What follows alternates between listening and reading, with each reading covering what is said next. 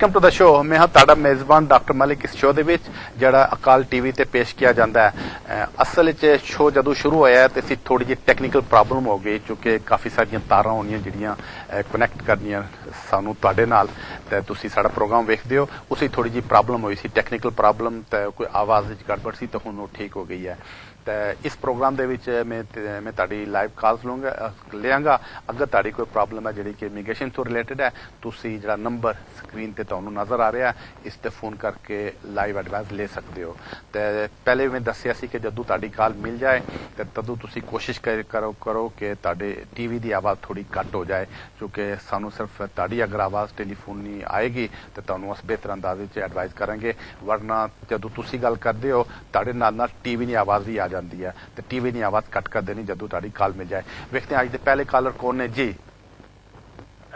Hello जी, जी क्या पता करना है जी। हेलो जी, गल करो जी। हेलो सर, सत श्री अकाल जी। सत श्री अकाल सर, हमारे पास रेड पासपोर्ट था, हमने वाइफ का वीजा लगवाना था। अच्छा, आपकी वाइफ किधर है? इधर पुर्तगाल में। तो आप कहाँ पे हैं?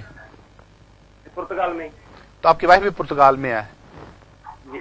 तो अभी पता क्या करना है आपने? जी हाँ, हमने उधर जाना है, अपना इंग्लैंड में आना है। तो वाइफ का कौन सा पासपोर्ट है?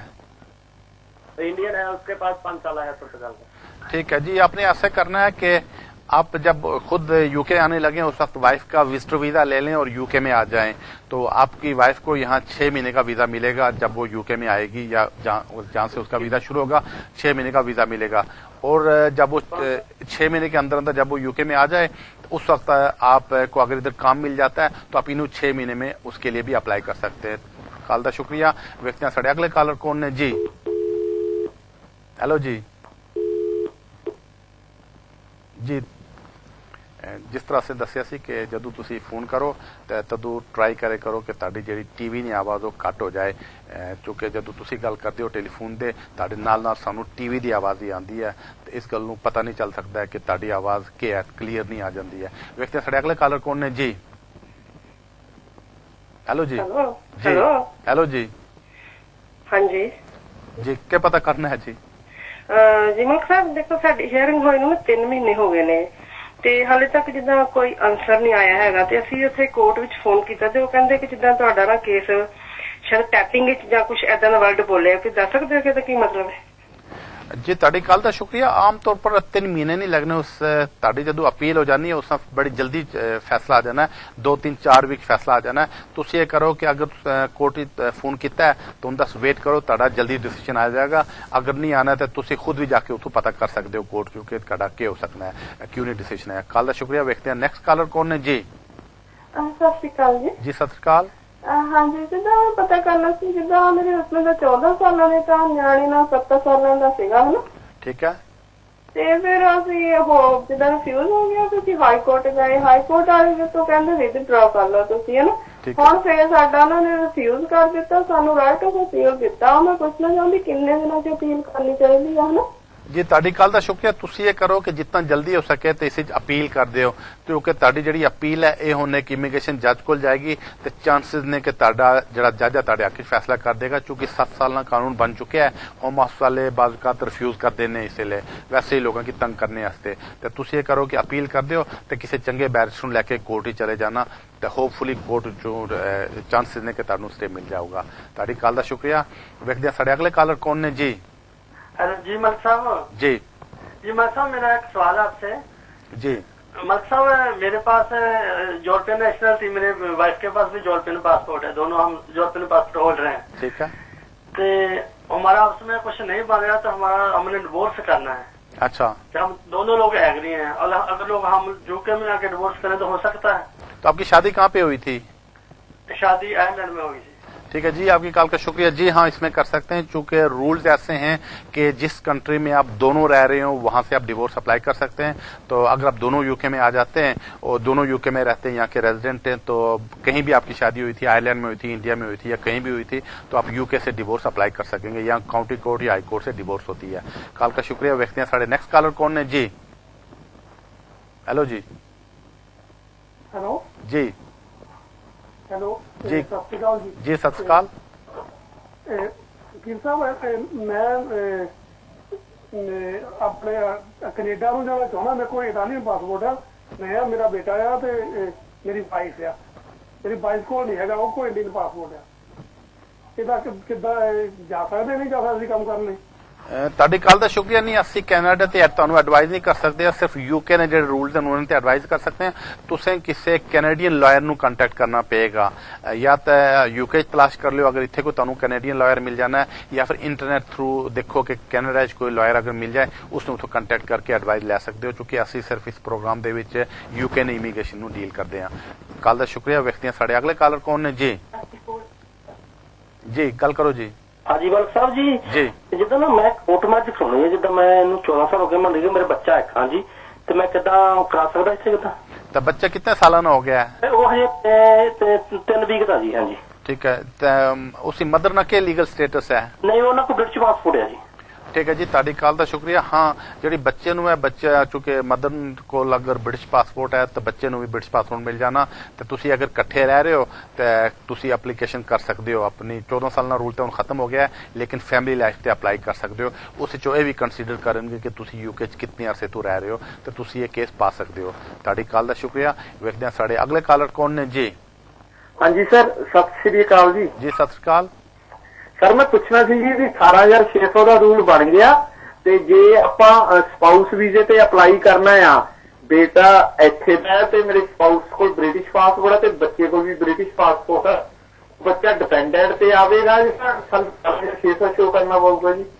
ਜੀ ਤੁਹਾਡੀ ਕੱਲ ਦਾ ਸ਼ੁਕਰੀਆ। ਇਸ ਵਿੱਚ 18600 ਸ਼ੋ ਕਰਨਾ ਪਏਗਾ ਕਿ ਜਿਹੜਾ ਇੱਥੇ ਸਪਾਂਸਰ ਹੈ ਉਸਦੀ ਜਿਹੜੀ ਇਨਕਮ ਹੈ 18600 ਪਾਉਂਡ ਹੋਣੀ ਚਾਹੀਦੀ। ਇਸ ਤੇ ਇੱਕ ਕੇਸ ਗਿਆ ਹੈ ਕੋਰਟ ਦੇ ਵਿੱਚ, ਲੇਕਿਨ ਉਸ ਵਿੱਚ ਕਾਫੀ ਦੇਰ ਲੱਗ ਜਾਊਗੀ। ਤਾਂ ਅਗਰ ਤੁਹਾਡਾ ਬੱਚਾ ਇੱਥੇ ਜਾਂ ਜਿਹੜਾ ਸਪਾਂਸਰ ਇੱਥੇ ਹੈ ਅਗਰ ਉਸਦੀ ਇਨਕਮ 18600 ਪਾਉਂਡ ਹੈ, ਇਸ ਦਾ ਮਤਲਬ ਹੈ ਕਿ ਇੱਕ ਮਹੀਨੇ ਦੀ ਇਨਕਮ 1550 ਪਾਉਂਡ ਤੋਂ ਜ਼ਿਆਦਾ ਹੈ ਗ੍ਰਾਸ ਇਨਕਮ, ਤਾਂ ਫਿਰ ਉਹ ਐਪਲੀਕੇਸ਼ਨ ਤੁਸੀਂ ਪਾ ਸਕਦੇ ਹੋ। ਕੱਲ ਦਾ ਸ਼ੁਕਰੀਆ। ਵੇਖਦੇ हैं अगले कॉलर कौन ने। जी हेलो जी। ਹੈਲੋ ਮਲਕ ਸਾਹਿਬ। ਜੀ ਹਾਂਜੀ ਸਰ, ਮੈਂ ਇੱਕ ਸਲਾਹ ਲੈਣੀ ਚਾਹੁੰਦਾ ਸੀ। ਮੇਰੇ ਨਾ ਇੱਥੇ ਦੀਦੀ ਜੀ ਆ ਤੇ ਮੇਰੀ ਵਾਈਫ ਵੀ ਬ੍ਰਿਟਿਸ਼ ਆ, ਐਂਡ ਮੈਂ ਆਪਣਾ ਮੈਂ ਕੇਸ ਲਾਉਣਾ ਚਾਹੁੰਦਾ ਸੀ। ਤੁਹਾਨੂੰ ਕਿਤੇ ਲੱਗਦਾ ਮੈਂ ਇੰਡੀਆ ਜਾ ਕੇ ਚੀਜ਼ ਫਾਈਲ ਕਰਾਂ ਆਪਣਾ, ਕਿ ਮੈਂ ਇੱਥੋਂ ਫਾਈਲ ਕਰਾਂ? ਤਾਂ ਤੁਹਾਡਾ ਲੀਗਲ ਸਟੇਟਸ ਕੀ ਹੈ ਇੱਥੇ? ਮੈਂ ਇਲੀਗਲ ਸੀ ਇੱਥੇ। ਤਾਂ ਫਿਰ ਤਾਂ ਵਿਆਹ ਹੋ ਗਿਆ ਹੈ? ਹਾਂਜੀ ਵਿਆਹ ਮੇਰਾ ਹੋ ਗਿਆ, ਮੇਰਾ ਬੇਬੀ ਵੀ ਹੋਇਆ ਆਪਣਾ। ਠੀਕ ਹੈ ਜੀ, ਤੁਹਾਡੀ ਕੱਲ ਦਾ ਸ਼ੁਕਰੀਆ। ਅਸਲ 'ਚ ਤੁਸੀਂ ਜਦੋਂ ਕੇਸ ਲਾਉਂਦੇ ਹੋ ਤੇ ਉਹ ਤੁਸੀਂ ਵਿਆਹ ਨਾ ਕੇਸ ਅਗਰ ਜਦੋਂ ਲਾਓਗੇ ਤੇ ਇਮੀਗ੍ਰੇਸ਼ਨ ਰੂਲਸ ਦੇ ਵਿੱਚ ਹੋਏਗਾ। ਤੇ ਇਮੀਗ੍ਰੇਸ਼ਨ ਰੂਲਸ ਇਹ ਕਹਿੰਦੇ ਨੇ ਕਿ ਜਿਹੜਾ ਬੰਦਾ ਇੱਥੇ ਵਿਆਹ ਨਹੀਂ ਬੇਸ ਤੇ ਅਪਲਾਈ ਕਰਾ ਉਸ ਕੋਲ ਇੱਥੇ ਲੀਗਲ ਸਟੇਟਸ ਹੋਣਾ ਚਾਹੀਦਾ, ਫਿਰ ਉਹ ਅਪਲਾਈ ਕਰ ਸਕਦਾ ਹੈ। ਤੇ ਤੁਸੀਂ ਕੋਲ ਅਗਰ ਇੱਥੇ ਇਮੀਗ੍ਰੇਸ਼ਨ ਸਟੇਟਸ ਨਹੀਂ ਹੈ, ਤੁਸੀਂ ਅਪਲਾਈ ਕਰਦੇ ਹੋ ਤਾਂ ਉਸ ਵਿੱਚ ਕੋਈ 100% ਗਰੰਟੀ ਨਹੀਂ, ਸਮਝੋ 50-50 ਚਾਂਸਸ ਨੇ। ਇਮੀਗ੍ਰੇਸ਼ਨ ਵਾਲੇ ਕੰਸੀਡਰ ਕਰਕੇ ਨਾ ਵੀ ਕਰ ਸਕਦੇ ਨੇ। ਤੇ ਅਗਰ ਇੰਡੀਆ ਤੋਂ ਜਾਓ ਉਹ ਤੁਹਾਡਾ ਪ੍ਰੋਪਰ ਰੂਟ ਬਣਨਾ ਹੈ ਕਿ ਇੰਡੀਆ ਤੋਂ ਜਾ ਕੇ ਐਪਲੀਕੇਸ਼ਨ ਕਰਕੇ ਆ ਸਕਦੇ ਹੋ। ਉਸ ਵਾਸਤੇ ਸ਼ਰਤ ਹੈ ਕਿ ਨੰਬਰ 1 ਤੁਸੀਂ ਇੱਕ ਇੰਗਲਿਸ਼ ਟੈਸਟ ਪਾਸ ਕੀਤਾ ਹੋਇਆ ਹੈ। ਦੂਸਰੀ ਗੱਲ ਇਹ ਹੈ ਕਿ ਤੁਹਾਡੀ ਵਾਈਫ ਦੀ ਜਿਹੜੀ ਇਨਕਮ ਹੈ ਉਹ 18600 ਪਾਉਂਡ ਤੋਂ ਜ਼ਿਆਦਾ ਹੋਇਆ ਹੈ। ਇੱਥੋਂ ਅਗਰ ਕੇਸ ਲਾ ਕੇ ਟਰਾਈ ਕਰਨਾ ਚਾਹੋ ਤਾਂ ਉਹ ਕਰ ਸਕਦੇ ਹੋ, ਲੇਕਿਨ ਉਸ ਤੋਂ ਗਰੰਟੀ ਨਹੀਂ ਹੈ। 50-50 ਚਾਂਸਸ ਨੇ ਤੁਹਾਡੇ। ਕੱਲ ਦਾ ਸ਼ੁਕਰੀਆ। ਵੇਖਦੇ ਹਾਂ ਸਾਡੇ ਨੈਕਸਟ ਕਾਲਰ ਕੌਣ ਨੇ। ਜੀ हेलो जी। हेलो जी।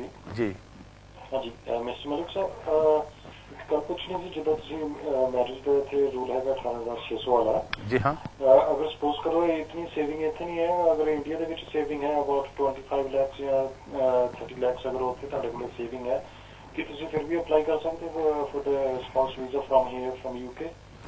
ਜੀ ਨਹੀਂ, ਉਸ ਵਾਸਤੇ ਇਹ ਸ਼ਰਤ ਹੈ ਕਿ ਉਹ ਇਹ ਕਹਿੰਦੇ ਨੇ ਕਿ ਮੇਨਟੇਨੈਂਸ ਤੁਸੀਂ ਕੋਲ ਹੋਣੀ ਚਾਹੀਦੀ, ਤੇ ਜਿਹੜੀ ਕਿ ਉਹਨੇ ਦੱਸੀ ਹੈ ਕਿ 18600 ਪਾਉਂਡ ਇਨਕਮ ਹੈ। ਲੇਕਿਨ ਉਸ ਨਾਲ ਇੱਕ ਸਬਸਟੀਚਿਊਟ ਹੈ ਕਿ ਤੁਹਾਡੇ ਕੋਲ ਅਗਰ ਸੇਵਿੰਗ ਨੇ, ਜਿਸ ਤਰ੍ਹਾਂ ਅਗਰ ਕੋਈ ਬੰਦਾ ਕੰਮ ਨਹੀਂ ਕਰ ਰਿਹਾ ਉਸ ਕੋਲ ਅਗਰ 62000 ਪਾਉਂਡ ਦੀ ਸੇਵਿੰਗ ਹੈ ਤੇ ਫਿਰ ਉਹ ਆ ਸਕਣਾ ਹੈ। ਲੇਕਿਨ ਇੰਡੀਆ ਤੋਂ ਆਮ ਤੌਰ ਪਰ ਪ੍ਰੋਬਲਮ ਹੈ, ਕਿਉਂਕਿ ਇੰਡੀਆ ਤੋਂ ਜਿਹੜੀ ਰਕਮ ਹੈ ਉਹ ਇੱਥੋਂ ਟ੍ਰਾਂਸਫਰੇਬਲ ਨਹੀਂ ਹੈ। ਇਸ ਵਜ੍ਹਾ ਨਾਲ ਆਮ ਤੌਰ ਪਰ ਇਮੀਗ੍ਰੇਸ਼ਨ ਵਾਲੇ ਨਹੀਂ ਮੰਨਣ ਕਿ ਇੰਡੀਆ ਤੋਂ ਰਕਮ ਇੱਥੇ ਤੁਹਾਡੇ ਕੋਲ ਆਏਗੀ। ਲੇਕਿਨ ਅਗਰ ਕਿਸੇ ਬੰਦੇ ਕੋਲ 62000 ਪਾਉਂਡ ਸੇਵਿੰਗ ਹੈ ਤਾਂ ਉਹ ਫਿਰ ਆਪਣੇ ਅਗਰ ਉਹ ਕੰਮ ਨਹੀਂ ਕਰ ਰਿਹਾ 18600 ਨਹੀਂ ਕੰਮ ਕਰਨਾ ਹੈ, ਉਹ ਫਿਰ ਇਹ ਰਿਕੁਆਇਰਮੈਂਟ ਪੂਰੀ ਕਰਨਾ ਹੈ। ਦੂਸਰਾ ਇਹ ਵੀ ਹੋ ਸਕਣਾ ਕਿ ਕਿਸੇ ਬੰਦੇ ਦੀ ਅਗਰ ਇਨਕਮ 18600 ਨਹੀਂ ਘੱਟ ਹੈ, ਜਿਸ ਤਰ੍ਹਾਂ 15000 ਹੈ, ਉਹ ਫਿਰ ਜਿਹੜਾ ਬੈਲੈਂਸ ਹੈ ਇਸ ਵਾਸਤੇ ਫਿਰ ਇੱਕ ਫਾਰਮੂਲਾ ਲਾ ਕੇ ਕੈਲਕੂਲੇਸ਼ਨ ਕਰਨਾ ਪੈਣਾ, ਜਿਹੜਾ ਤੁਹਾਨੂੰ ਕੋਈ ਵੀ ਵਕੀਲ ਦੱਸ ਦੇਗਾ ਕੈਲਕੂਲੇਟ ਕਰਕੇ ਕਿ ਤੁਹਾਡੀ ਕਿਤਨੀ ਜਿਹੜੀ ਰਿਕੁਆਇਰਮੈਂਟਸ ਹੈ ਉਹ ਕਿਤਨੀ ਰਕਮ ਤੁਹਾਡਾ ਥ੍ਰੈਸ਼ੋਲਡ ਰਿਕੁਆਇਰ ਹੋਏਗੀ। ਤੁਹਾਡੀ ਕਾਲ ਦਾ ਸ਼ੁਕਰੀਆ। ਵੇਖਦੇ हैं ਸਾਡੇ ਅਗਲੇ ਕਾਲਰ ਕੌਣ ਨੇ। ਜੀ ਹੈਲੋ ਜੀ। ਜੀ ਹੈਲੋ, ਤੁਸੀਂ ਗੱਲ ਕਰੋ ਜੀ। ਮੈਨੂੰ ਲੱਗਦਾ लगना शायद कॉल कटनी पेगी चूंकि वो गल नहीं करना चाहते तो बच्चे रोना शुरू हो गए। देखते हैं साढ़े नेक्स्ट कॉलर कौन ने जी। जी हेलो हेलो जी। हेलो भाजी। जी जी क्या पता करना है जी? Hello can you hear me? Yes I do. Yeah go had. जी हाँ तुसी गल करो जी।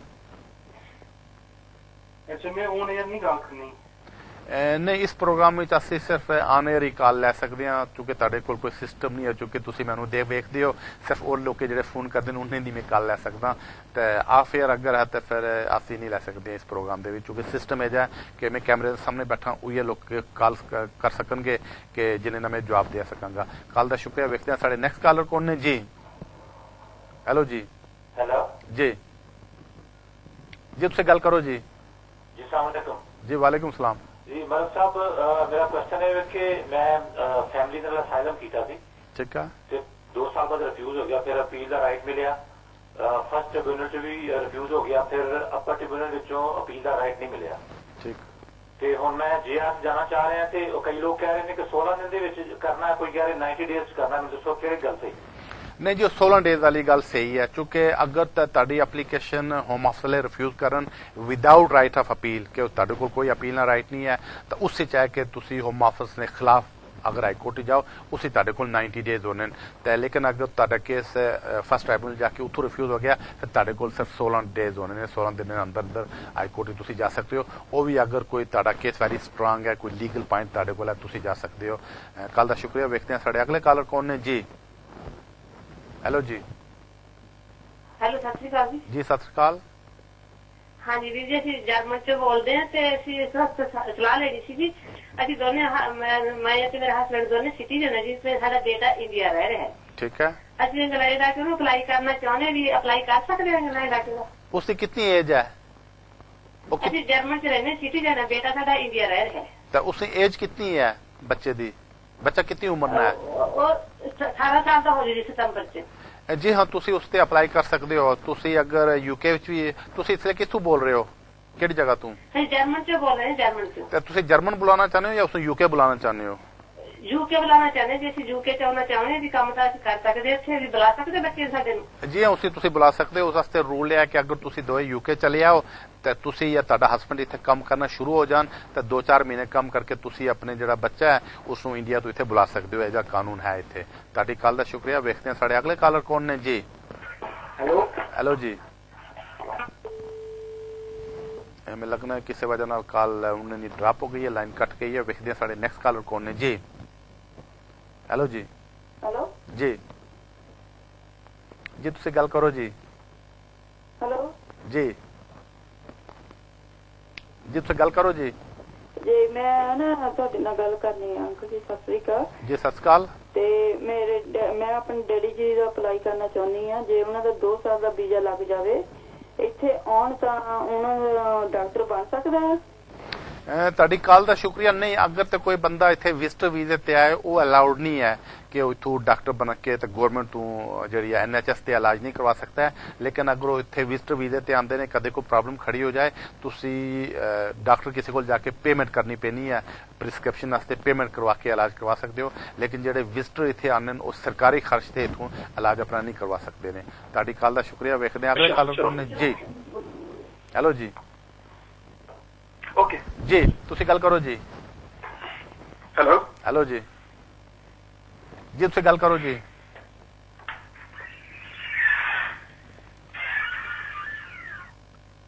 मैं लगना है कि टेलीफोन लेके किसी दूसरे कमरे शायद चले गए। एक कॉल भी मैंने कटनी पैनी क्योंकि पता नहीं किसी वजह डिले हो गए या कॉल डिस्कनेक्ट हो गई है। व्यक्ति नेक्स्ट कॉलर कौन है जी। हेलो जी। जी तुसी गल करो जी। Hello sir. जी सर मैं पूछना सीगा जी अपना 18,600 इनकम चाहिए आ जी डिपेंडेंट होवे उहदे लई 2400 पाउंड होर चाहिए जी ते जे अपना बच्चा ब्रिटिश सिटीजन आ वो डिपेंडेंट आ उहदे 2400 शो करना पैना जे छोटा बच्चा ब्रिटिश सिटीजन आ जी। ਜੀ ਤੁਹਾਡੀ ਕੱਲ ਦਾ ਸ਼ੁਕਰੀਆ ਨਹੀਂ ਜਿਹੜਾ ਬੱਚਾ ਉਸ ਨੂੰ ਸ਼ੋ ਨਹੀਂ ਕਰਨਾ ਪੈਣਾ ਅਗਰ ਤਾਂ ਬੱਚਾ ਬ੍ਰਿਟਿਸ਼ ਨੈਸ਼ਨਲ ਨਹੀਂ ਹੈ ਤਾਂ ਫਿਰ ਮਾਂ ਤੇ ਇੱਕ ਬੱਚਾ ਹੈ ਤਾਂ ਉਸ ਨੂੰ 22,400 ਪਾਉਂਡ ਹੈ ਲੇਕਿਨ ਅਗਰ ਤੁਹਾਡਾ ਬੱਚਾ ਬ੍ਰਿਟਿਸ਼ ਹੋ ਗਿਆ ਉਹ ਫਿਰ ਉਸ ਤੋਂ ਅਪਲਾਈ ਨਹੀਂ ਕਰੇਗਾ ਸਿਰਫ ਮਾਂ ਉਸ ਨੂੰ ਅਪਲਾਈ ਕਰੇਗੀ ਮਾਂ ਤੇ ਜਿਹੜਾ ਰੂਲ ਹੈ ਉਹ 18,600 ਪਾਉਂਡ ਵਾਲਾ ਅਪਲਾਈ ਕਰੇਗਾ ਬੱਚੇ ਨੇ ਉਸੇ ਮੇਨਟੇਨੈਂਸ ਸ਼ੋ ਨਹੀਂ ਕਰਨੀ ਹੈ ਤੁਹਾਡੀ ਕੱਲ ਦਾ ਸ਼ੁਕਰੀਆ ਵੇਖਦੇ ਹਾਂ ਸਾਡੇ ਨੈਕਸਟ ਕਾਲਰ ਕੌਣ ਨੇ ਜੀ ਹੈਲੋ ਜੀ ਜੀ ਸਤਿ ਸ਼੍ਰੀ ਅਕਾਲ ਆਪਣੇ ਜਿਹੜੇ ਐਗਰੀ ਡਿਪੈਂਡੈਂਟ ਹੋ ਗਏ ਪੇਰੈਂਟਸ ਵਗੈਰਾ ਜੀ ਤੇ ਉਹਨਾਂ ਦਾ ਐਨਐਚਐਸ ਕਵਰ ਕਰਦੀ ਹੈ ਬਾਜੀ ਕਿਸ ਤਰ੍ਹਾਂ ਅਗਰ ਸੈਟਲਮੈਂਟ ਵਾਸਤੇ ਆਉਂਦੇ ਨੇ ਜਾਂ ਵਿਜ਼ਿਟ ਵਾਸਤੇ ਆਉਂਦੇ ਨੇ ਸੈਟਲਮੈਂਟ ਹੈ ਜੀ ਤੁਹਾਡੀ ਗੱਲ ਦਾ ਸ਼ੁਕਰੀਆ ਹਾਂ ਅਗਰ ਕਿਸੇ ਨੂੰ ਸੈਟਲਮੈਂਟ ਵੀਜ਼ਾ ਮਿਲ ਜਾਣਾ ਹੈ ਤਾਂ ਉਹ ਐਨਐਚਐਸ ਤੇ ਇੱਥੇ ਅਲਾਉਡ ਨੇ ਕੋਈ ਬੰਦਾ ਜਿਸ ਨੂੰ ਇੱਥੇ 6 ਮਹੀਨੇ ਤੋਂ ਜ਼ਿਆਦਾ ਮਿਲ ਜਾਏ ਨਾ ਸਟੇ ਕਿ ਉਹ ਯੂਕੇ ਆਏ 6 ਮਹੀਨੇ ਤੋਂ ਜ਼ਿਆਦਾ ਰਹਿ ਜਾਏ ਉਹ ਐਨਐਚਐਸ ਤੇ ਆਪਣਾ ਇਲਾਜ ਕਰਵਾ ਸਕਦਾ ਹੈ ਅਗਰ ਤੁਹਾਡੇ ਪੈਰੈਂਟਸ ਵੀਜ਼ੇ ਤੇ ਆ ਸਕਣ ਉਹਨਾਂ ਨੂੰ ਸੈਟਲਮੈਂਟ ਵੀਜ਼ਾ ਮਿਲ ਗਿਆ ਤਾਂ ਉਹ ਬੈਨੀਫਿਟਸ ਤਾਂ ਨਹੀਂ ਲੈ ਸਕਦੇ 5 ਸਾਲ ਵਾਸਤੇ ਲੇਕਿਨ ਇਲਾਜ ਆਪਣਾ ਕਰਵਾ ਸਕਦੇ ਨੇ ਤੁਹਾਡੀ ਗੱਲ ਦਾ ਸ਼ੁਕਰੀਆ ਵੇਖਦੇ ਹਾਂ ਅਗਲੇ ਕਾਲਰ ਕੌਣ ਨੇ ਜੀ ਹੈਲੋ ਜੀ ਤੁਸੀਂ ਗੱਲ ਕਰੋ ਜੀ ਹੈਲੋ ਜੀ ਸਤਿ ਸ੍ਰੀ ਅਕਾਲ ਜੀ ਜੀ ਸਤਿ ਸ੍ਰੀ ਅਕਾਲ ਭਾਜੀ ਇਦਾਂ ਮਤਲਬ ਸਾਡਾ ਇੱਥੇ ਹੈਗਾ ਮੁੰਡਾ ਆਇਆ ਆ ਪ੍ਰਾਹੁਣਾ ਸਾਡੀ ਕੁੜੀ ਇੰਡੀਆ ਦੇ ਵਿੱਚ ਆ ਉਹ ਆ ਸਟੂਡੈਂਟ ਬੇਸ ਤੇ ਜਿੱਦਾਂ ਉਹਨੂੰ ਪਹਿਲੋਂ ਵੀਜ਼ਾ ਮਿਲਿਆ ਸੀ ਫਿਨਿਸ਼ ਹੋ ਗਿਆ ਫੇਰ ਅਪਲਾਈ ਕੀਤਾ ਉਹਨੂੰ ਯੂਨੀਵਰਸਿਟੀ 'ਚ ਲੰਡਨ ਪੜ੍ਹਦਾ ਆ ਜਿੱਦਾਂ ਤੇ ਅਸੀਂ ਕੁੜੀ ਨੂੰ ਵੀ ਚਾਹੁੰਦੇ ਆ ਵੀ ਕੁੜੀ ਨੂੰ ਵੀ ਵੀਜ਼ਾ ਮਿਲ ਸਕਦਾ ਵੀ ਇੱਥੇ ਆਪਣੇ ਹਸਬੈਂਡ ਦੇ ਕੋਲ ਆ ਸਕਦੀ ਆ ਜੀ ਤੁਹਾਡੀ ਕੱਲ ਦਾ ਸ਼ੁਕਰੀਆ ਸਿਰਫ ਉਹ ਲੋਕੀ ਜਿਹੜੇ ਸਟੂਡੈਂਟ ਇੱਥੇ ਕਿਸੇ ਯੂਨੀਵਰਸਿਟੀ ਪੜ੍ਹਦੇ ਨੇ ਜਾਂ ਜਿਹੜੇ ਕਿਸੇ ਗਵਰਨਮੈਂਟ ਕਾਲਜ ਪੜ੍ਹਦੇ ਨੇ ਉਹ ਅਲਾਉਡ ਨੇ ਉਹ ਆਪਣੇ ਡਿਪੈਂਡੈਂਟ ਨੂੰ ਇੱਥੇ ਆਪਣੀ ਵੋਟ ਇੱਥੋਂ ਲਾ ਸਕਦੇ ਨੇ ਲੇਕਿਨ ਅਗਰ ਕੋਈ ਬੰਦਾ ਕਿਸੇ ਛੋਟੇ-ਮੋਟੇ ਕਾਲਜ ਪੜ੍ਹ ਰਿਹਾ ਉਹ ਅਲਾਉਡ ਨਹੀਂ ਹੈ ਤੇ ਅਗਰ ਜਿਹੜਾ ਬੱਚਾ ਇੱਥੇ ਆਇਆ ਅਗਰ ਕਿਸੇ ਯੂਨੀਵਰਸਿਟੀ ਪੜ੍ਹਿਆ ਜਾਂ ਕਿਸੇ ਗਵਰਨਮੈਂਟ ਕਾਲਜ ਪੜ੍ਹਿਆ ਜਿਹੜਾ ਗਵਰਨਮੈਂਟ ਨੇ ਇੱਥੇ ਇੰਸਟੀਟਿਊਸ਼ਨ ਹੈ ਉਸ ਵਿੱਚ ਅਗਰ ਪੜ੍ਹਨਾ ਹੈ ਤਾਂ ਫਿਰ ਅਲਾਉਡ ਹੈ ਕਿ ਆਪਣੀ ਵੋਟ ਇੱਥੋਂ ਲਾ ਸਕਦਾ ਹੈ ਤੁਹਾਡੀ ਕੱਲ ਦਾ ਸ਼ੁਕਰੀਆ ਵੇਖਦੇ ਹਾਂ ਅਗਲੇ ਕਾਲਰ ਕੌਣ ਨੇ ਜੀ ਹੈਲੋ ਸਤਿ ਸ਼੍ਰੀ ਅਕਾਲ ਜੀ ਮਲਿਕ ਸਾਹਿਬ ਜੀ ਸਤਿ ਸ਼੍ਰੀ ਅਕਾਲ ਹੈਲੋ ਜੀ ਸਤਿ ਸ਼੍ਰੀ ਅਕਾਲ ਹਾਂਜੀ ਸਤਿ ਸ਼੍ਰੀ ਅਕਾਲ ਮਲਿਕ ਸਾਹਿਬ ਜੀ ਮਲਿਕ ਸਾਹਿਬ ਜੀ ਮੇਰਾ ਕੁਐਸਚਨ ਇਹ ਆ ਜੀ ਮੈਂ ਇੱਥੇ 3 ਸਾਲ ਪਹਿਲਾਂ ਮੇਰੀ ਮੈਰਿਜ ਹੋਈ ਸੀ ਇੱਥੇ 2011 ਦੇ ਵਿੱਚ ਠੀਕ ਹੈ 2011 ਦੇ ਵਿੱਚ ਮੇਰੀ ਮੈਰਿਜ ਹੋਈ ਸੀ ਇੱਥੇ ਯੂਕੇ ਦੇ ਵਿੱਚ ਠੀਕ ਹੈ ਉਸ ਵਕਤ ਮੈਂ WHM ਵੀਜ਼ੇ ਤੇ ਸੀ ਇੱਥੇ ਲੀਗਲ ਸੀ ਠੀਕ ਹੈ 2011 ਦੇ ਵਿੱਚ ਮੈਂ 2009 ਦੇ ਵਿੱਚ ਯੂਕੇ ਦੇ ਵਿੱਚ ਆਇਆ ਸੀ ਤੇ 2011 ਦੇ ਵਿੱਚ ਮੈਂ WHM ਵੀਜ਼ੇ ਤੇ ਇੱਥੇ ਸਟੇ ਕਰ ਰਿਹਾ ਸੀ ਤੇ ਫਿਰ ਤੁਹਾਡੀ ਸ਼ਾਦੀ ਹੋ ਗਈ ਅੱਛਾ ਫਿਰ ਹਾਂਜੀ ਹਾਂ ਤੇ ਫਿਰ ਅੱਗੇ ਕੀ ਹੋਇਆ ਅੱਗੇ ਇਦਾਂ ਆ ਕਿ ਉਦੋਂ ਕਿਸੇ ਲਾਇਰ ਦੀ ਮਿਸ ਗਾਈਡੈਂਸ ਦੇ ਕਾਰਨ ਮੈਂ ਜਿਹੜਾ ਸਪਾਊਸ ਵੀਜ਼ੇ ਲਈ ਫਾਈਲ ਆਪਣੀ ਐਪਲੀਕੇਸ਼ਨ ਕੀਤੀ ਸੀ ਜਿਹੜਾ ਮੈਨੂੰ test on life in UK ਕਰਾ ਦਿੱਤਾ A1 ਦੀ ਜਗ੍ਹਾ ਤੇ ਉਸ ਤੋਂ ਬਾਅਦ ਉਹਨੇ ਮੈਨੂੰ 3 ਸਾਲ ਦੀ ਡਿਸਕ੍ਰਿਸ਼ਨਰੀ ਲੀਵ ਦਿੱਤੀ 3 ਇਅਰਸ ਠੀਕ ਆ ਤੇ ਹੁਣ ਤੁਹਾਡਾ ਸਵਾਲ ਕੀ ਹੈ ਹੈਲੋ ਜੀ ਤੁਹਾਡਾ ਸਵਾਲ ਕੀ ਹੈ ਹਾਂਜੀ ਸਰ ਸਵਾਲ ਮੇਰਾ ਹੈ ਕਿ ਮੇਰੀ ਡਿਸਕ੍ਰਿਸ਼ਨਰੀ ਲੀਵ 11 ਅਗਸਤ ਨੂੰ ਫਿਨਿਸ਼ ਹੋ ਰਹੀ ਆ 11 ਅਗਸਤ ਨੂੰ ਹੁਣ ਮੈਂ 28 ਡੇਜ਼ ਪਹਿਲਾਂ ਅਪਲਾਈ ਕਰਨਾ ਆ ਆਪਣੇ ਵੀਜ਼ੇ ਐਕਸਟੈਂਸ਼ਨ ਲਈ ਮੈਨੂੰ ਕਿਹੜਾ ਟੈਸਟ ਇੰਗਲਿਸ਼ ਦਾ ਕਰਨਾ ਪੜੇਗਾ ਜੀ ਤੁਹਾਡੀ ਕੱਲ ਦਾ ਸ਼ੁਕਰੀਆ ਤੁਸੀਂ ਇੰਗਲਿਸ਼ ਦਾ ਕੋਈ ਟੈਸਟ ਵੀ ਨਹੀਂ ਪਾਸ ਕਰਨਾ ਹੈ ਕਿਉਂਕਿ ਤੁਸੀਂ ਹੁਣ ਉਹ 6 ਸਾਲੇ ਰੂਟ ਤੇ ਚਲੇ ਗਏ ਹੋ ਤੁਹਾਨੂੰ ਕੋਈ ਇੰਗਲਿਸ਼ ਦਾ ਟੈਸਟ ਪਾਸ ਕਰਨੀ ਦੀ ਲੋੜ ਨਹੀਂ ਹੈ ਤੁਹਾਨੂੰ ਸਿਰਫ ਜਦੋਂ ਵੀਜ਼ਾ ਖਤਮ ਹੋਣੇ ਤੋਂ 28 ਦਿਨ ਪਹਿਲੇ ਅਗਰ ਤੁਸੀਂ ਅਪਲਾਈ ਕਰੋ ਤਾਂ ਕਰ ਸਕਦੇ ਹੋ ਤੁਹਾਨੂੰ 3 ਸਾਲ ਨਾਲ ਹੋਰ ਵੀਜ਼ਾ ਮਿਲੇਗਾ ਤੇ ਜਦੋਂ 6 ਸਾਲ ਤੁਹਾਨੂੰ ਪੂਰੇ ਹੋ ਜਾਣਗੇ ਫਿਰ ਤੁਸੀਂ ਇੰਡੈਫਿਨਿਟ ਸਟੇ ਤੇ ਅਪਲਾਈ ਕਰ ਸਕੋਗੇ ਤੁਹਾਨੂੰ ਇੰਗਲਿਸ਼ ਟੈਸਟ ਕੋਈ ਪਾਸ ਕਰਨੇ ਦੀ ਲੋੜ ਨਹੀਂ ਹੈ ਤੁਹਾਡੀ ਕੱਲ ਦਾ ਸ਼ੁਕਰੀਆ ਵੇਖਦੇ ਹਾਂ ਸਾਡੇ ਅਗਲੇ ਕਾਲਰ ਕੌਣ ਨੇ ਜੀ हेलो डॉक्टर साहब सत श्री अकाल जी सत श्री अकाल डॉक्टर मैंने आपसे पूछना था जी मैंने 3 साल पहले अप्लाई किया था ह्यूमन राइट्स के अंदर ठीक है ह्यूमन राइट्स के अंदर मैंने अप्लाई किया था ठीक हेलो जी हाँ बिल्कुल हाँ जी तो मैंने वो मेरे जो सिस्टर हैं वो उन्होंने अप्लाई किया था उसके बाद मेरे को 1-2 लेटर उनके जैसे उन्होंने रिफ्यूज किया और फिर उन्होंने लिखा उनको और बाद में जो अभी तक लास्ट मंथ का उनका जो डिसीजन था उन्होंने मुझे साइन मुद्दा लगवा दिया तो 1 महीने की साइनिंग हर 4 वीक्स बाद मुझे जाना पड़ा एक ही दफा गया हूँ ठीक है तो अभी चांसेस क्या हो गए जी ऐसा हो जाता है और आपका केस कब रिफ्यूज हुआ है जी सर आपके केस का फैसला हुआ है कि नहीं हुआ है नहीं केस का फैसला नहीं हुआ लेकिन मेरे सिस्टर ने मुझे सजेस्ट किया था वो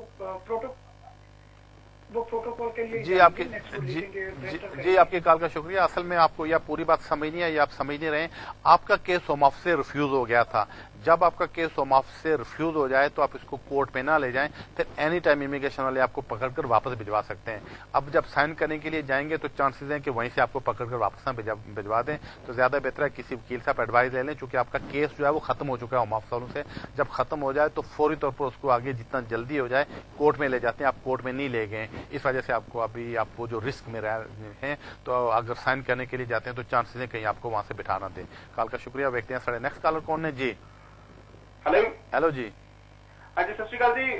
ਭਾਜੀ ਇੱਕ ਮੈਂ ਕੁਐਸਚਨ ਪੁੱਛਣਾ ਸੀ। ਮੇਰੇ ਫਾਦਰ ਸਾਹਿਬ ਨੂੰ ਪਰਮਨੈਂਟ ਰੈਜ਼ੀਡੈਂਸ ਮਿਲੀ ਸੀਗੀ ਯੂਕੇ ਦੇ ਵਿੱਚ, ਠੀਕ ਹੈ, ਤੇ ਹੁਣ ਉਹ ਵਾਪਸ ਇੰਡੀਆ ਚਲੇ ਗਏ ਆ, ਪਰ ਜੇ 2 ਸਾਲ ਮਤਲਬ ਉਹ ਨਹੀਂ ਆਉਂਦੇ, ਉਸ ਤੋਂ ਬਾਅਦ ਜਦੋਂ ਇੱਥੇ ਵਾਪਸ ਆਉਂਦੇ ਆ ਤੇ ਲੋਕ ਉਹ ਜਿਹੜੇ ਇਮੀਗ੍ਰੇਸ਼ਨ ਵਾਲੇ ਉਹਨਾਂ ਨੂੰ ਕੁਐਸਚਨ ਪੁੱਛਣਗੇ ਤੇ ਕੀ ਉਹ ਸਹੀ ਜਵਾਬ ਉਹਨਾਂ ਨੂੰ ਕੀ ਦੇਣ ਤਾਂ ਕਿ ਉਹਨਾਂ ਨੂੰ ਉੱਥੋਂ ਦੀ ਰਿਫਿਊਜ਼ ਨਾ ਕਰ ਦੇਣ। जी ਤੁਹਾਡੀ ਕਾਲ ਦਾ ਸ਼ੁਕਰੀਆ। ਅਗਰ ਤੇ ਕਿਸੇ ਬੰਦੇ ਨੇ ਇੱਥੋਂ ਇੰਡੈਫਿਨਿਟ ਸਟੇ ਮਿਲ ਜਾਏ, ਉਹ ਅਗਰ ਇੰਡੀਆ ਜਾਏ तो मैक्सिमम 2 साल तक रह सकता है, लेकिन अगर वो 2 साल वापस नहीं आना तो वो वीजा कैंसिल हो जाएगा, फिर उन्होंने नया वीजा नहीं लगेगा। तो ज्यादा बेहतर है कि हर 2, 4, 6 महीने बाद या साल 1-2 दफा इतने जरूर आते जाते रहें। अगर 2 साल तो ज्यादा उत्थे रह गए तो फिर वो वीजा कैंसिल हो जाएगा। तो हुण रूल्स बहुत चेंज हो चुके हैं, तो हुण बहुत ही घट चांसेस है उन्हें की स्टे दोबारा लभने ने। ज्यादा बेहतर जो स्टे लभा है उससे ते मतलब है करो, तो उन्हें करो कि सिर्फ यूके च साल 1-2 दफा जरूर आना शुरू कर दें। कल का शुक्रिया। देखते हैं साढ़े अगले कॉलर कौन है जी। हेलो हेलो जी। जी गल करो जी। हेलो हाँ जी। हेलो मुक्ता जी तुसी गल करो जी। हाँ जी मैं ਤੁਹਾਨੂੰ ਪੁੱਛਣਾ ਸੀਗਾ ਵੀ ਜਿਹੜਾ 7 ਸਾਲ ਵਾਲਾ ਹੁਣ ਕੇਸ ਹੈ ਉਹ ਵੀਜ਼ਾ ਦਾ ਸਟੇ ਹੋਈ ਨੂੰ ਹੋਣਾ ਚਾਹੀਦਾ ਜਾਂ ਪੜ੍ਹਦੇ ਬੱਚੇ ਨੂੰ ਹੋਣਾ ਚਾਹੀਦਾ? जी अगर तुसी इत्थे आए हो, कोई बच्चे नाल आ रहे हो, फैमिली नाल आ जाओ, तो अगर तुसी इत्थे 7 साल पूरे करो तो जो तुहाडा बच्चा है वो 18 साल तो घट है, तो फिर तुसी एनी टाइम एप्लीकेशन कर सकते हो 7 साल पूरे करने बाद, तो फिर तुहाडे बहुत ज्यादा चांसेस ने स्टे मिलने ने। लेकिन अगर कोई से बंदे को 7 साल नहीं भी होए, अगर वो पहले भी अप्लाई करना चाहे तो अपना स्टे रेगुलर रखना चाहे तो पहले भी अप्लाई कर सकता है। तुहाडी कॉल का शुक्रिया। देखते हैं साढ़े अगले कॉलर कौन ने जी। हेलो जी। जी तुसी गल करो जी। जी हेलो हेलो जी। हेलो जी तुसी गल करो जी। हेलो जी मैं ताड़ी कॉल कटनी पेगी जी, तुसी गल नहीं कर दे हो। तो देखते हैं साढ़े नेक्स्ट कॉलर कौन है। हेलो जी गल करो जी। हेलो मलिक साहब जी, मैं पूछना था जी। जी मैं मार्च में ह्यूमन राइट्स का केस लाया थी। ठीक है। ह्यूमन राइट्स का केस लाया थी मार्च ਦੇ ਵਿੱਚ ਜੀ। ठीक है ਤੇ ਉਹ ਰਿਫਿਊਜ਼ ਹੋ ਗਿਆ ਜੀ, ਕੀ ਕਰਨਾ ਚਾਹੀਦਾ ਉੱਥੇ ਮੈਨੂੰ ਜੀ? जी ਤੁਹਾਡੀ ਕੱਲ ਦਾ ਸ਼ੁਕਰੀਆ। ਅਗਰ ਤਾਂ ਤੁਹਾਡਾ ਕੇਸ ਰਿਫਿਊਜ਼ ਹੋ ਗਿਆ ਤਾਂ ਉਸੇ 2 ਗੱਲਾਂ ਨੇ। ਇੱਕ ਤਾਂ ਜਾਂ ਤੁਹਾਨੂੰ ਅਪੀਲ ਦਾ ਰਾਈਟ ਮਿਲੇਗਾ ਜਾਂ ਤੁਹਾਨੂੰ ਅਪੀਲ ਦਾ ਰਾਈਟ ਨਹੀਂ ਮਿਲਿਆ। ਅਗਰ ਤੁਹਾਨੂੰ ਅਪੀਲ ਦਾ ਰਾਈਟ ਮਿਲਿਆ ਤਾਂ ਫਿਰ ਜਿੰਨਾ ਜਲਦੀ ਹੋ ਸਕੇ ਅਪੀਲ ਕਰ ਦਿਓ। ਅਗਰ ਤੁਹਾਨੂੰ ਅਪੀਲ ਦਾ ਰਾਈਟ ਨਹੀਂ ਮਿਲਿਆ ਤਾਂ ਫਿਰ ਤੁਸੀਂ ਇਸ ਨੂੰ ਅੱਗੇ ਹਾਈ ਕੋਰਟ ਵਿੱਚ ਲੈ ਜਾ ਸਕਦੇ ਹੋ। ਲੇਕਿਨ ਦੋਏ ਕੰਮ ਬੜੀ ਜਲਦੀ ਕਰ ਲਿਓ, ਕਿਉਂਕਿ ਜਦੋਂ ਤੁਹਾਡਾ ਕੇਸ ਨਾ ਹੋ ਜਾਣਾ ਉਹ ਤੁਹਾਡੇ ਜਿਹੜੇ ਪੇਪਰ ਨੇ ਉਹ ਇੱਕ ਲੋਕਲ ਇਨਫੋਰਸਮੈਂਟ ਆਫਿਸ ਨੂੰ ਭੇਜ ਦੇਣੇ। ਇਨਫੋਰਸਮੈਂਟ ਆਫਿਸ ਦੀ ਡਿਊਟੀ ਹੈ ਕਿ ਬੰਦੇ ਨੂੰ ਫੜਨ ਤੇ ਵਾਪਸ ਭੇਜ ਦੇਣ। ਤੇ ਤੁਹਾਡਾ ਕੇਸ ਜਦੋਂ ਰਿਫਿਊਜ਼ ਹੋ ਜਾਣਾ ਫਿਰ ਇਨਫੋਰਸਮੈਂਟ ਵਾਲੇ ਕੋਲ ਚਲਾ ਜਾਣਾ, ਉਹ ਫਿਰ ਤੁਹਾਡੇ ਪਿੱਛੇ ਪੈ ਜਾਣੇ।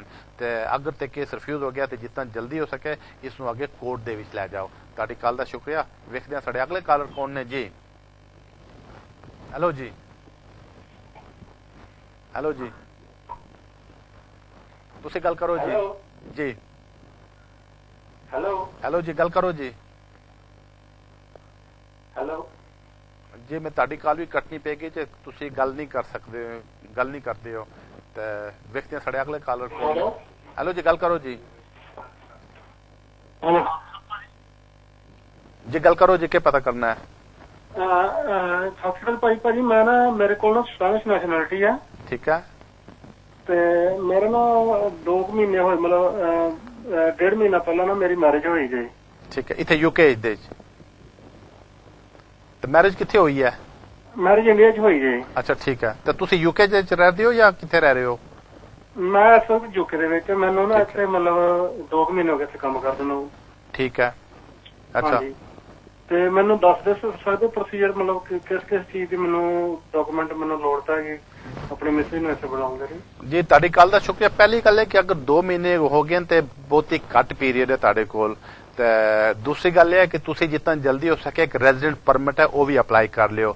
ਉਹ ਜਦੋਂ ਤੁਹਾਨੂੰ ਰੈਜ਼ੀਡੈਂਟ ਪਰਮਿਟ ਮਿਲ ਜਾਏ ਤੇ ਕੁਝ ਤੁਹਾਡੇ ਕੋਲ ਪੇ ਸਲਿਪਸ ਤੇ ਬੈਂਕ ਸਟੇਟਮੈਂਟ ਹੋ ਜਾਣ ਤੇ ਪ੍ਰੂਫ ਹੋ ਜਾਏ ਕਿ ਤੁਸੀਂ ਇੱਥੇ ਪਰਮਿਟ ਨੂੰ ਰਹਿ ਰਹੇ ਹੋ ਤੇ ਫਿਰ ਤੁਸੀਂ ਵਾਈਫ ਵਾਸਤੇ ਅਪਲਾਈ ਕਰ ਸਕਦੇ ਹੋ। ਲੇਕਿਨ ਰੈਜ਼ੀਡੈਂਟ ਪਰਮਿਟ ਇੱਕ ਪਹਿਲੇ ਹੈ, ਉਹ ਜਿੰਨਾ ਜਲਦੀ ਹੈ ਉਹ ਵੀ ਲੈ ਰੱਖੋ, ਉਸ ਤੋਂ ਪ੍ਰੂਵ ਹੋ ਜਾਏਗਾ ਕਿ ਤੁਸੀਂ ਵਾਕਈ ਯੂਕੇ ਵਿੱਚ ਰਹਿੰਦੇ ਹੋ। ਕੱਲ ਦਾ ਸ਼ੁਕਰੀਆ। ਵੇਖਦੇ ਹਾਂ ਸਾਡੇ ਅਗਲੇ ਕਾਲਰ ਕੌਣ ਨੇ ਜੀ।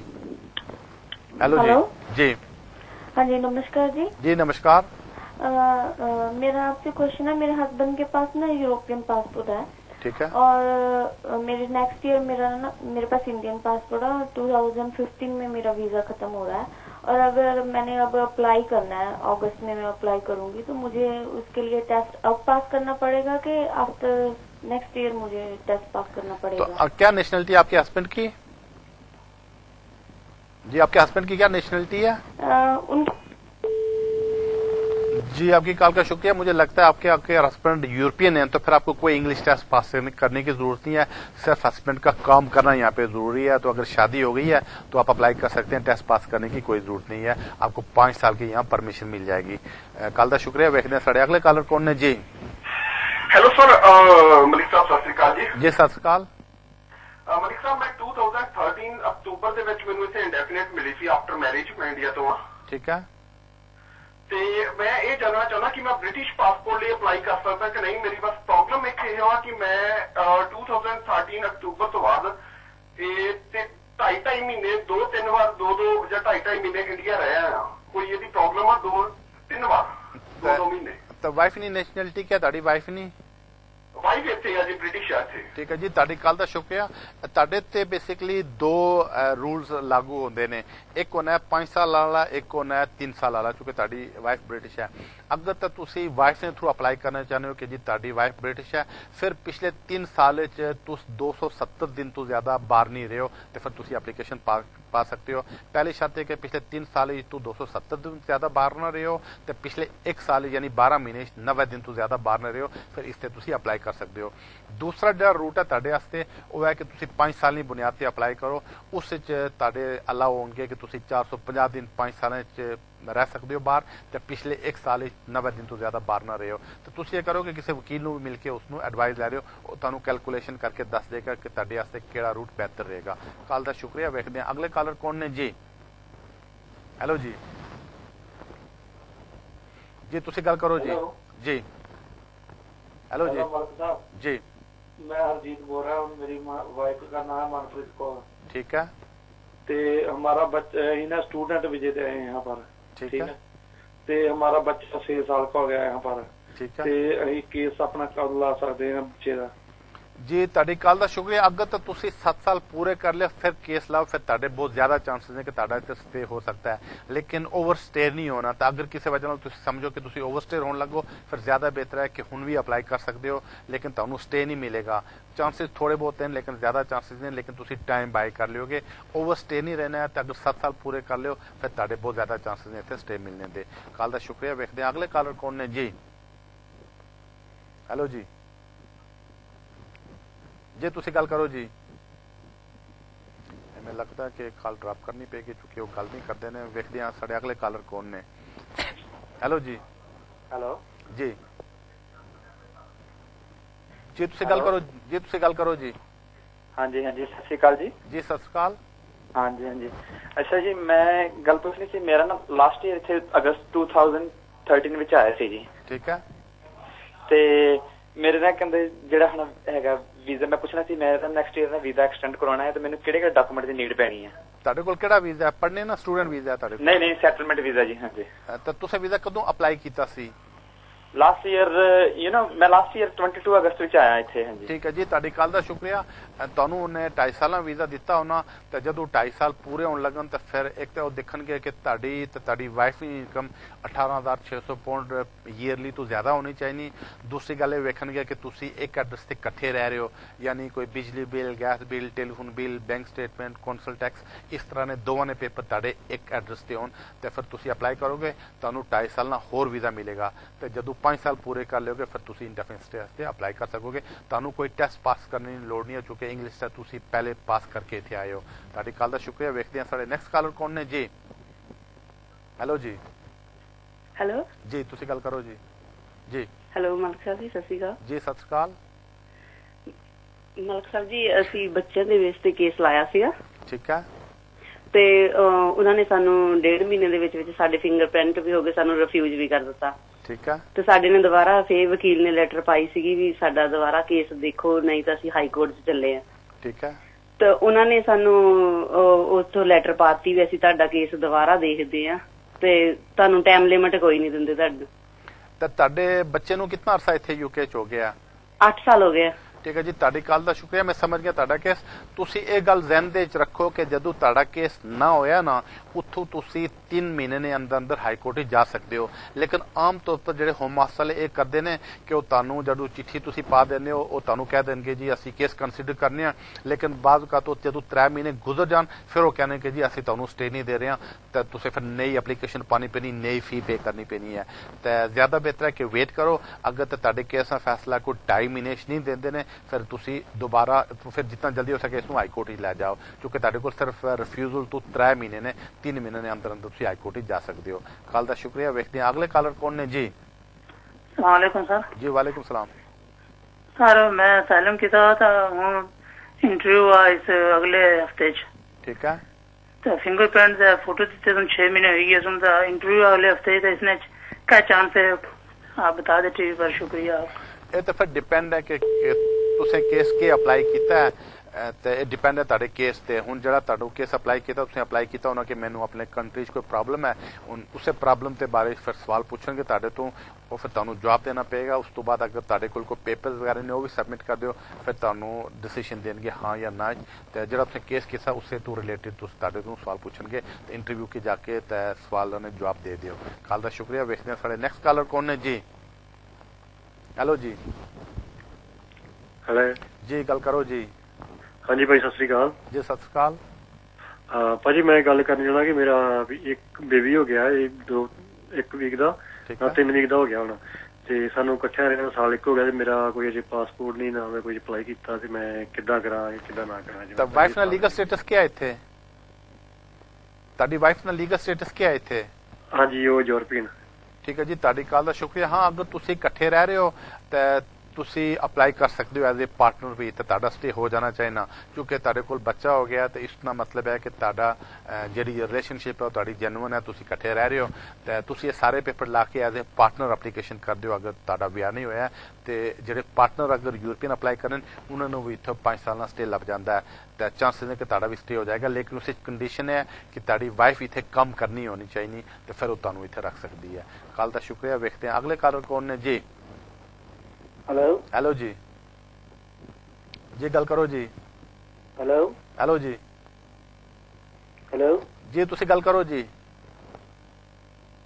हेलो ਮੈਨੂੰ ਲੱਗਣਾ ਕਿ ਤੁਹਾਡੀ ਕਾਲ ਕੱਟਣੀ ਪਏਗੀ ਕਿਉਂਕਿ ਤੁਸੀਂ ਵੀ ਗੱਲ ਨਹੀਂ ਕਰ ਸਕਦੇ, ਗੱਲ ਨਹੀਂ ਕਰਦੇ ਹੋ। ਵੇਖਦੇ ਸਾਡੇ ਅਗਲੇ ਕਾਲਰ ਕੌਣ ਨੇ। ਅੱਛਾ ਜੀ। ਹੈਲੋ ਜੀ। ਜੀ, ਗੱਲ ਕਰੋ ਜੀ। ਹੈਲੋ ਜੀ। ਜੀ। ਹੈਲੋ ਮਲਕ ਸਾਹਿਬ ਜੀ। ਹੈਲੋ ਜੀ। ਸਤਿ ਸ੍ਰੀ ਅਕਾਲ ਭਾਜੀ। ਜੀ, ਸਤਿ ਸ੍ਰੀ ਅਕਾਲ। ਅੱਛਾ ਜੀ, ਮੈਂ ਤੁਹਾਡੇ ਕੋਲ ਸਵਾਲ ਪੁੱਛਣਾ ਹੈਗਾ ਸੀ। ਪੁੱਛੋ ਜੀ। ਸਾਡੇ ਮੰਮੀ ਡੈਡੀ ਇੰਡੀਆ ਤੋਂ ਆਏ ਆ। ਅੱਛਾ। ਤਾਂ ਉਹਨਾਂ ਕੋਲ 2 ਸਾਲ ਦਾ ਵੀਜ਼ਾ ਹੈਗਾ, ਐਕਸਪਾਇਰ ਅਗਲੇ ਮਹੀਨੇ ਹੋ ਜਾਣਾ ਉਹਨਾਂ ਦਾ। ਠੀਕ ਹੈ। ਤਾਂ ਉਹ ਅਪਲਾਈ ਕਰ ਸਕਦੇ ਨੇ ਇੱਥੇ ਰਹਿਣ ਦੀ? ਕੁਝ ਉਹਨਾਂ ਦਾ ਚਾਂਸ ਹੈਗਾ? ਉਹਨਾਂ ਦੀ ਉਮਰ ਹੈਗੀ ਘੱਟੋ ਘੱਟ ਕੁਝ 70 ਤੋਂ ਉੱਪਰ ਹੈਗੀ ਹੈ। ਠੀਕ ਹੈ ਜੀ, ਤੁਹਾਡੀ ਕਾਲ ਜੀ ਮੈਂ ਸਮਝ ਗਿਆ। ਤੁਹਾਡੀ ਕਾਲ ਦਾ ਸ਼ੁਕਰੀਆ। ਅਸਲ 'ਚ 2012 ਤੋਂ ਪਹਿਲੇ ਇਹ ਜਿਹਾ ਕਾਨੂੰਨ ਸੀ ਕਿ ਅਗਰ ਕੋਈ ਆਦਮੀ ਇੱਥੇ ਕਿਸੇ ਦੇ ਪੈਰੈਂਟਸ 65 ਤੋਂ ਜ਼ਿਆਦਾ ਨੇ, 65 ਸਾਲਾਂ ਤੋਂ ਜ਼ਿਆਦਾ ਨੇ, ਯੂਕੇ ਆ ਜਾਣ, ਇੱਥੋਂ ਅਪਲਾਈ ਕਰ ਸਕਦੇ ਨੇ। ਲੇਕਿਨ 9 ਜੁਲਾਈ 2012 'ਚ ਰੂਲ ਚੇਂਜ ਹੋ ਗਿਆ ਸੀ ਕਿ ਅਸੀਂ ਇੱਥੋਂ ਵੀਜ਼ਾ ਨਹੀਂ ਦੇਣੇ, ਉਹਨੇ ਆਪਣੀ ਕੰਟਰੀ ਤੋਂ ਅਪਲਾਈ ਕਰਨਾ ਪਏਗਾ ਅਗਰ ਡਿਪੈਂਡੈਂਟ ਅਪਲਾਈ ਕਰਨਾ ਚਾਹੋ। ਲੇਕਿਨ ਫਿਰ ਵੀ ਇੱਕ ਹੋਮ ਆਫਿਸ ਦੀ ਪਾਲਿਸੀ ਹੁਣ ਵੀ ਇੱਥੇ ਹੈ ਕਿ ਅਗਰ ਕੋਈ ਆਦਮੀ ਇੱਥੇ ਬ੍ਰਿਟਿਸ਼ ਨੈਸ਼ਨਲ ਹੈ ਜਾਂ ਕੋਈ ਆਦਮੀ ਇੱਥੇ ਸੈਟਲ ਹੈ, ਅਗਰ ਉਸਨੇ ਪੈਰੈਂਟਸ ਦੀ ਉਮਰ 65 ਸਾਲ ਤੋਂ ਜ਼ਿਆਦਾ ਹੈ, ਉਸ ਨੂੰ ਉਹ ਵਾਪਸ ਨਹੀਂ ਭੇਜ ਸਕਣੇ, ਯਾਨੀ ਡਿਪੋਰਟ ਨਹੀਂ ਕਰ ਸਕਣੇ ਜਾਂ ਉਸਦੇ ਖਿਲਾਫ ਇਨਫੋਰਸਮੈਂਟ ਨਹੀਂ ਕਰ ਸਕਣੇ। ਇਸ ਦਾ ਮਤਲਬ ਇਹ ਹੋਇਆ ਕਿ ਤੁਸੀਂ ਐਪਲੀਕੇਸ਼ਨ ਅਗਰ ਪਾ ਦਿਓ ਤਾਂ ਉਹਨੂੰ ਸਟੇ ਜਲਦੀ ਤਾਂ ਨਹੀਂ ਮਿਲੇਗਾ, ਲੇਕਿਨ ਲੌਂਗ ਰਨ ਚੁੱਕੇ ਉਹਨਾਂ ਨੂੰ ਡਿਪੋਰਟ ਤਾਂ ਨਹੀਂ ਕਰ ਸਕਣਗੇ, ਨਾ ਵਾਪਸ ਭੇਜ ਸਕਣਗੇ। ਲੌਂਗ ਰਨ ਸਟੇ ਦੇ ਚਾਂਸਿਸ ਨੇ। ਜ਼ਿਆਦਾ ਬਿਹਤਰ ਹੈ ਕਿਸੇ ਵਕੀਲ ਨੂੰ ਮਿਲ ਕੇ ਉਹਨੇ ਤੋਂ ਸਲਾਹ ਲੱਭ ਲਿਓ। ਤੁਹਾਡੀ ਕਾਲ ਦਾ ਸ਼ੁਕਰੀਆ। ਵੇਖਦੇ ਅਗਲੇ ਕਾਲਰ ਕੌਣ ਨੇ ਜੀ। हेलो जी। हेलो जी। हेलो जी मलिक साहब, मैंने ना आपसे पूछना था कि मैंने FLR फॉर्म फिल करके ना 9 जुलाई 2012 से पहले फैमिली बेस पे केस डाला था मुझे 7 साल हो गए थे यहाँ पे आए हुए, लेकिन उन्होंने 2 साल बाद हमारा केस जो था रिफ्यूज कर दिया था। और उसके बाद जो जुडिशियल रिकंसिडरेशन, उसके बाद फर्स्ट ईयर ट्रिब्यूनल में गए और उन्होंने हमें जो डिसीजन था हमारे हक में दिया था जो फर्स्ट ईयर ट्रिब्यूनल में था, लेकिन होम ऑफिस ने जो दोबारा से अपर ट्रिब्यूनल में अपील कर दी थी वो भी हमारी हो चुकी है, लेकिन हमें ये नहीं पता चल रहा कि अब कितना टाइम लगेगा, वो हमें कितने टाइम में आंसर करेंगे, क्योंकि लास्ट वीक ही अभी अपर ट्रिब्यूनल में हमारा हुआ है और कितना टाइम लगेगा और क्या हो सकता है, क्योंकि 9 जुलाई से पहले हमारा केस था ये। और जी ये मैं समझ गया, आपकी कॉल का शुक्रिया। असल में होम ऑफिस ने आपको परमिशन दे देनी चाहिए थी, क्योंकि 2012 में जो रूल बन गए थे तो उसके तहत आपको जो बच्चों को यहाँ पे स्टे मिल जाना चाहिए था, तो जो डिस्कशन लीव है वो 3 साल की आपको मिल जानी चाहिए थी। तो अब ये है कि वेट करें फ्यू वीक्स तक, तो अगर आपको वो परमिशन नहीं देते हैं तो आप इसको आगे दोबारा हाईकोर्ट में ले जा सकते हैं कि हमारे केस का जल्दी फैसला नहीं हो रहा है। दूसरी बात यह है कि अब ये है कि जो नए लोग हैं जिन्हों को अब डिस्कशन लीव मिल रही है उनको होम ऑफिस 2.5 साल की दे रहे हैं, 4 साल के बाद इंडेफिनिट स्टे मिल रहा है। लेकिन जिन्होंने 2012 से पहले एप्लीकेशन की थी उसमें डिस्कशन लीव चांसेस थे कि उनको 2 साल का 3 साल का 2 दफा मिले। तो बार आप वेट करें आपको कितने अरसे का स्टे देते हैं। अगर आपको 2.5 साल का देते हैं तो आप किसी वकील से इस सिलसिले में एडवाइस कर ले लें। कॉल का शुक्रिया। देखते हैं अगले कॉलर कौन है जी। हेलो अस्सलाम वालेकुम। जी वालेकुम सलाम। हेलो जी गल करो जी। हेलो जी गल करो जी। हेलो अस्सलाम वालेकुम। जी वालेकुम सलाम जी, तुसी गल करो जी। जी तुसी किसी वजह नाल गल नहीं करना चाहते हो या तुहानू आवाज नहीं आ रही है, क्योंकि तुसी शायद टेलीफोन ते सुन रहे हो तो टेलीफोन ते मेरी जी आवाज है वो नहीं आती है। काफी सारे लोगों ने भुलेखा लग जाता है कि जदों वो सानू फोन करते मेरी जी आवाज है वो तुहानू सिर्फ टेलीफोन ते नहीं आएगी, वो सिर्फ टीवी ते आएगी। तो इस वजह नाल तुसी जी अपनी कंसंट्रेशन टीवी ने बजाय टेलीफोन ते करते हो तो तुहाडी कॉल नहीं मिल सकती है। देखते हैं साडे अगले कॉल कौन है जी। गल करो जी। हेलो सत श्री अकाल जी। जी सत श्री अकाल। मलिक साहब मैं करमजीत सिंह बोलदा जी। मेरे जो गुड़िया का है ना अपील लगाया था, अपील कर हाँ हो गई है, अभी तक वो लेटर नहीं उसका है, 4 महीने हो गए, अभी क्या कर सकते हैं हम? तो जी अगर 3 महीने से ज्यादा हो जाए तो फिर आपको परमिशन मिल जाने, अगर अपील अला हो जाए तो फिर 3 महीने में तकरीबन स्टे लगा के दे देते हैं। तो अगर उन्होंने नहीं लगाया तो हम आपको प्रेशर डालें, अपनी उनको तरफ से चिट्ठी डालें कि जी मेरे केस का जल्दी फैसला करें। तो अगर फिर भी नहीं करते हैं फिर उनको एक नोटिस दें कि मैं इसको हाई कोर्ट में ले जाने वाला हूं, तो फिर आपके केस का जल्दी फैसला कर देंगे। कॉल का शुक्रिया। देखते हैं अगले कॉलर कौन है जी। हेलो जी। जी तुसी गल करो जी। हेलो जी। मैं लगता है कि टेलीफोन की तरह ऑन रिसीवर करके तो चले गए ने। व्यक्ति साढ़े अगले कॉलर कौन जी। जी गल करो जी। मैं पूछना था कि मुझे अपने ब्रिटिश पासपोर्ट के लिए अप्लाई करना है, तो जब मैंने इंडेफिनिट स्टे के लिए अप्लाई किया था उस वक्त यूके लाइफ का जगह उन्होंने इंट्री 1 का भी एक्सेप्ट किया था, स्पीकिंग रीजनिंग वाला, वो भी है मेरे पास। और इधर से गवर्नमेंट कॉलेज से मेरे पास कंप्यूटर लेवल 2 का सर्टिफिकेट भी है और लिटरेसी लेवल 1 का भी सर्टिफिकेट है। तो अभी अप्लाई करने के लिए मुझे स्टिल वो A1 का जो है वो करना पड़ेगा या मैं कर सकती हूँ? Life in UK test pass किया कि नहीं? जी उस लाइफ यूके की जगह उन्होंने लास्ट टाइम किया था इंट्री 1 का। जी आपकी कॉल का शुक्रिया। असल में अब जो नेशनलिटी के लिए अप्लाई करना चाहिए उसके लिए 2 हैं कंडीशन। एक तो वो जो लास्ट टेस्ट जो आपने पास किया वो तो आपने अच्छा किया, पास कर लिया है, और दूसरी शर्त है कि आपने लाइफ इन यूके टेस्ट भी पास किया हो। जो पुराना टेस्ट है वो तो चल जाएगा, लेकिन अब लाइफ इन यूके टेस्ट आपको पास करना पड़ेगा नेशनलिटी से पहले। कॉल का शुक्रिया। देखते हैं अगले कॉलर कौन है जी। हेलो जी। हेलो जी गल करो जी। जी जी तुसी गल करो जी। मैं लगता है कि कॉल कटनी पेगी क्योंकि वो गल नहीं कर देने। देखते हैं अगले कॉलर कौन है जी। हेलो जी। हेलो जी गल करो जी। जी हेलो जी क्या पता करना है जी। हेलो जी तुसी गल करो जी। हाँ जी मैं जी उत्थे मैं पक्का हैगा ते